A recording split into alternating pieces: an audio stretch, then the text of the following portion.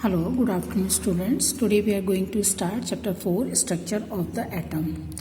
As it is clear from the heading of the chapter, that is in this chapter we have to study how subatomic particles arranged in the atom. So first we will study from the part that how scientists discover subatomic particle, electron, proton and neutron.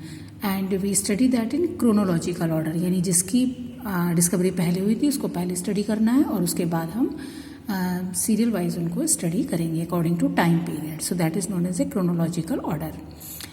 इसमें जब structure of atom के बारे में बात होती है तो कुछ चीज़ें जो हैं वो हमारे दिमाग में आती हैं. क्वेश्चंस क्या हैं? What makes the atom of one element different from the atom of another element. एक एलिमेंट को दूसरा एलिमेंट से, एक एलिमेंट के एटम को जो है वो दूसरे एलिमेंट के एटम से कैसे डिफर होते हैं. जब तक हमें सबएटॉमिक पार्टिकल्स के बारे में ठीक से नहीं पता होगा तब तक इस सवाल का जवाब देना बहुत मुश्किल है. दूसरा क्वेश्चन है, एटम जो है इनविजिबल होते हैं और डाल्टन की थ्योरी के अकॉर्डिंग वो इंडिविजिबल है. ठीक है, एटम्स जो हैं वो हमें दिखाई नहीं देते और डाल्टन की थ्योरी के अकॉर्डिंग इंडिविजिबल है. तो क्या वास्तव में ही ऐसा है? क्या रियली एटम जो है वो इंडिविजिबल है जैसा कि डाल्टन ने कहा था कि they can't be break into the subatomic particles? अगर ऐसा है तो फिर हमारे लिए कुछ क्वेश्चंस हैं, जैसे if we charge we can charge our objects by rubbing them. ठीक है, और लाइटनिंग इन द स्काई.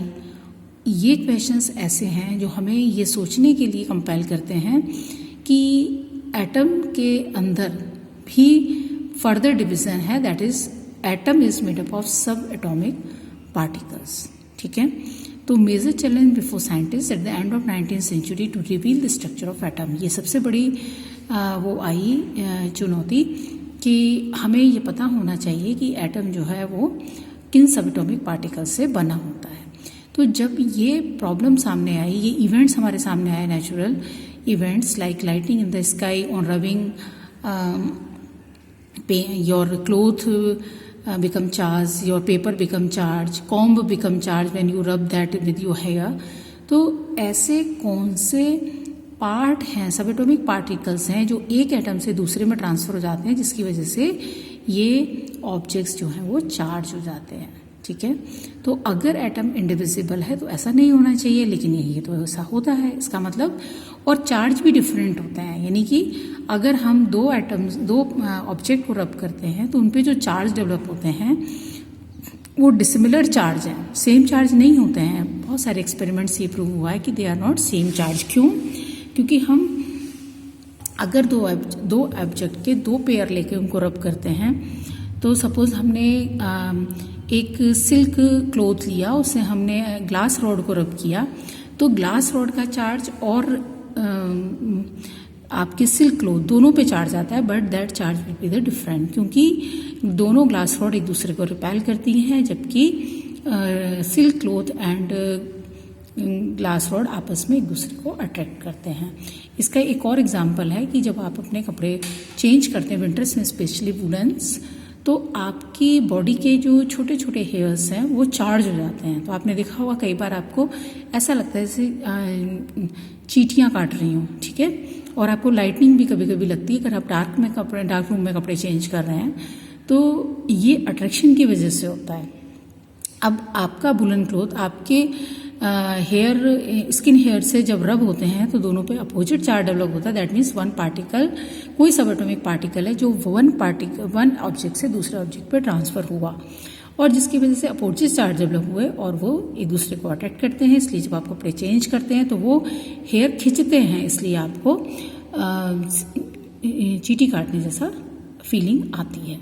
ठीक है, तो इसमें हमें ये भी स्टडी करना है कि हमारा जो एटम है उसके सबएटॉमिक पार्टिकल्स क्या हैं, उनकी डिस्कवरी क्या हुई, कैसे हुई, ये भी हम इस चैप्टर में स्टडी करेंगे. ठीक है, अब एक चीज़ और भी क्लियर हो गई कि जो पार्टिकल्स हैं वो चार्ज्ड हैं. ठीक है, charge particles present in matter. अब इसके लिए कई सारी एक्टिविटीज़ हैं, जैसा मैंने भी आपको समझाया था. Comb dry hairs, Does the comb then attract small pieces of paper? Yes. Rub a glass rod with a silk cloth and bring the rod near the inflated balloon. तो आप इसको ऑब्जर्व करिए और बताइए। कई बार आपने देखा होगा अपनी बर्थडे वगैरह के टाइम पे आप क्या करते हो, आप बलून को इन्फ्लेट करने के बाद अपने हेयर से रब करते हो, बड़े आराम से वॉल के साथ स्टिक हो जाता है। ठीक है, तो ये सब एक्सपेरिमेंट्स जो हैं, ये सब एक्टिविटीज़ जो हैं, ये कंपेल करती हैं कि atom is made up of smaller particles. They become electrically charge. Yes, where does this charge come from? कहाँ से आया? इंपॉर्टेंट पॉइंट है कि चार्ज आया कहाँ से। तो ये एक ऑब्जेक्ट से दूसरे ऑब्जेक्ट पे कोई पर्टिकुलर पार्टिकल ट्रांसफर होता है, इसकी वजह से आता है। और ये जो पार्टिकल ट्रांसफर हो रहा है ये चार्ज है, इसी वजह से ये चार्ज डेवलप होता है। अब टाइम टू टाइम साइंटिस्ट ने बहुत सारे एक्सपेरिमेंट किए, जिसमें हम उन इम्पॉर्टेंट एक्सपेरिमेंट्स का डिस्कशन करेंगे जिनकी वजह से साइंटिस्ट इलेक्ट्रॉन प्रोटॉन की डिस्कवरी करने में सक्सेसफुल हुए। ठीक है, विलियम क्रुक्स की एक जो फिजिक्स के साइंटिस्ट थे, उनका एक डिस्चार्ज ट्यूब था जिसकी शेप कुछ ऐसी थी। ये एक जैसे अब तो आप CFL यूज़ करते हैं या LED यूज़ करने लगे हैं, कुछ कुछ उस टाइप की ये स्ट्रक्चर्स, ये पुराना जो ट्यूबलाइट है उस टाइप का स्ट्रक्चर होता था। इसमें विलियम क्रुक्स की जो ये हार्ड ग्लास की बनी होती थी, इसमें उन्होंने वैक्यूम क्रिएट किया, डिफरेंट प्रेशर पर देखा, पर उन्होंने देखा बहुत लो प्रेशर पर ही ये ऑब्जर्वेशन मिलते हैं। 10⁻⁷ मिलीमीटर मरकरी। 2 इलेक्ट्रोड ले लिए और जब इलेक्ट्रोड्स को इन्होंने एक बहुत ही हाई वोल्टेज से वोल्टेज डिफरेंस पे इनको रखा, तकरीबन 10,000 वोल्टेज डिफरेंस पर, तो उन्होंने देखा एक तरह की रेज, ये आपका पॉजिटिव टर्मिनल है तो ये पॉजिटिव हो गया और ये नेगेटिव हो गया। This is anode and this is cathode.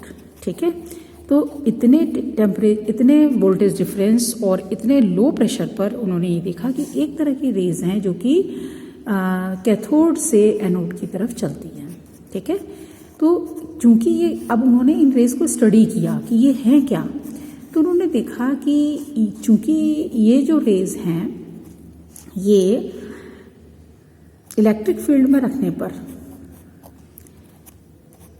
Positive की तरफ डाइवर्ट होती हैं, तो उन्होंने कंक्लूजन दिया कि ये निगेटिवली चार्ज्ड हैं। ठीक है, निगेटिव चार्ज इन पर है। दूसरी बात ये हुई कि ये चूंकि कैथोड से आती हुई फील हो रही हैं, इसलिए उन्होंने इसका नाम जो है कैथोड रखा। तो ये निगेटिवली चार्ज हो गई और इनका नाम हो गया कैथोड रेज, बिकॉज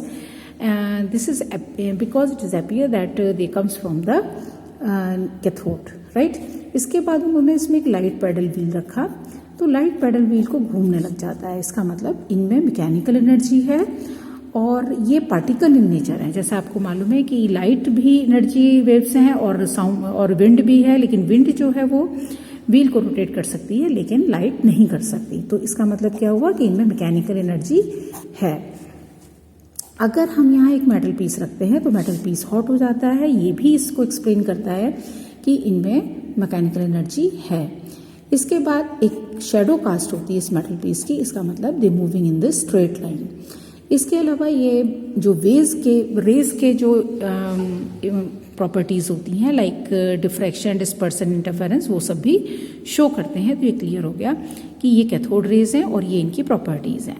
अब चूंकि ये पैडल व्हील को रोटेट करती हैं, इसका मतलब they are made up of particles also. ठीक है, ये पैडल व्हील को रोटेट करने की वजह से एक और पॉइंट क्लियर होता है कि ये पार्टिकल इन नेचर हैं। ठीक है, तो पार्टिकल का नाम जो है सर जे थॉमसन ने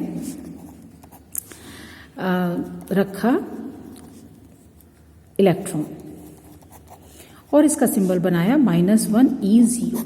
ठीक है, अब इस पे चार्ज 1 यूनिट होता है, इसमें कोई मास नहीं होता।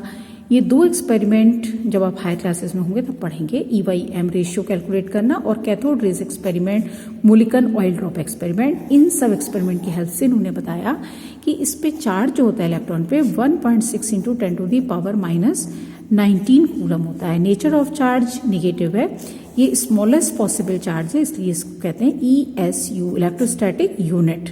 ठीक है, तो इसको यूनिट माना तो इस पे इलेक्ट्रॉन पे -1 यूनिट चार्ज हो गया। ठीक है, और मास होता है इसका 9.1 × 10⁻31 kg. So these are the property of the cathode rays and the properties of the electrons. In the next we will, अब अगर इलेक्ट्रॉन प्रेजेंट है और इलेक्ट्रॉन की डिस्कवरी हो गई, इसका मतलब ये है कि कोई पॉजिटिव पार्टिकल भी एटम में प्रेजेंट होगा, क्योंकि हमें क्या मालूम है, एटम एज ए होल क्या होता है, न्यूट्रल होता है. Thank you.